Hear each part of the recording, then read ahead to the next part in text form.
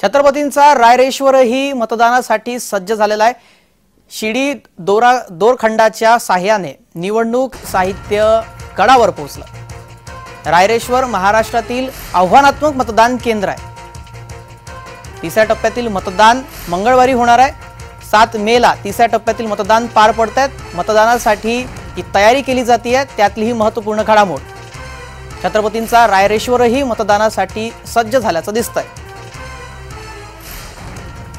शिडी दोरखंडाच्या साह्याने इथं तयारी केली जाते आहे। छत्रपतींचा रायरेश्वरही मतदानासाठी सज्ज झाल्याचं दिसतंय आणि तिसऱ्या टप्प्यातील मतदान मंगळवारी पार पडतंय। 7 मे रोजी तिसऱ्या टप्प्यातील मतदान होत आहे। महाराष्ट्रातील 11 मतदारसंघामध्ये हे मतदान पार पडणार आहे।